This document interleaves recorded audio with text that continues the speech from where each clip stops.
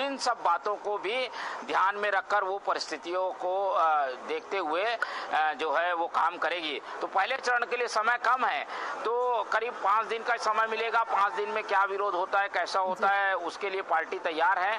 कुछ टिकट तो पार्टी ने काटने का मन बना लिया है, चाहे विरोध हो या ना हो।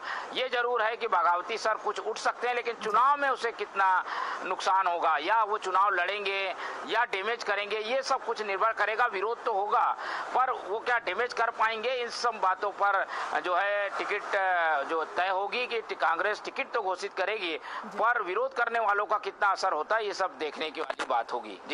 जी मोहन जी, जब चुनाव का तारीख का ऐलान हुआ था तो बीजेपी ने जल्द ही अपनी सूची जारी कर दी थी और कांग्रेस इतना टाइम लगा रही है, तो क्या ये कोई स्ट्रेटेजी है कांग्रेस की?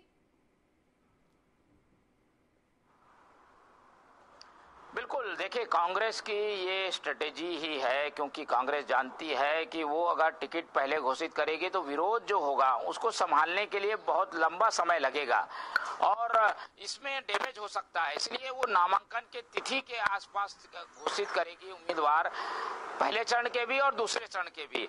हालांकि चर्चा पहले हो गई है, बंद कमरे में बातें अंदर है, पर सार्वजनिक रूप से उसे सामने नहीं लाया जा रहा है, क्योंकि जैसे ही पता चलेगा कि का टिकट कट गया, शिशुपाल सोरी का टिकट कट गया, या फिर जगदलपुर के जो कैंडिडेट है उनका विधायक है उनका टिकट कट गया, तो विरोध सर सामने आएंगे। और 20 तारीख जब आखिरी डेट है नामांकन के बाद कोई खास परिस्थितियां बनती नहीं है विरोध की, इसलिए कोशिश कांग्रेस की थी कि वो आखिरी में उम्मीदवार घोषित करे। हालांकि उसके पास प्रक्रिया भी काफी लंबी थी, नाम काफी ज्यादा थे, ब्लॉकों से नाम मंगाए, जिले से नाम मंगाए, प्रदेश में चुनाव समिति ने डिस्कस किया, चुनाव समिति से स्कैनिंग हुई, स्कैनिंग के बाद दिल्ली में सीईसी की कल बैठक हुई, तो ये काफी लंबी प्रक्रिया थी, इसलिए भी समय लगा।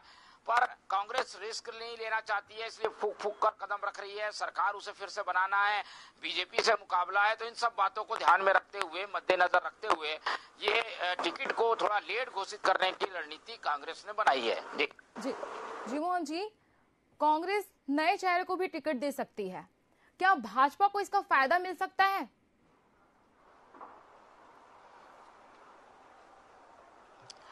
देखिए, नए चेहरों को टिकट एक प्रयोग के तौर पर कई जगह सफलता इसे मिली है।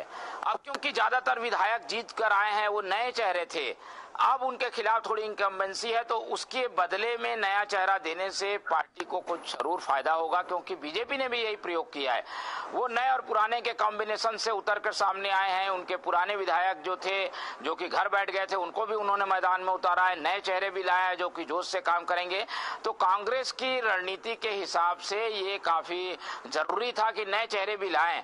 हालांकि बड़ी संख्या में विधायकों की टिकट कटेगी इसकी संभावना कम ही है, लेकिन टिकट कट रही है, वहां पर नए चेहरे को पार्टी लाना चाहती है, ताकि जो नुकसान है सरकार की नाराजगी जैसी बातों का, वो जो है कंपलसेट हो सके, उसकी भरपाई हो सके। और इसीलिए ये रणनीति है कि करीब 20 लोगों की टिकट काटी जाए और बाकी जगह पर पुराने लोगों को टिकट दी जाए। तो कुछ जगहों पर प्रयोग के तौर पर नए चेहरे जरूर दिए जा सकते हैं। जी, तमाम जानकारी के लिए धन्यवाद मोहन जी।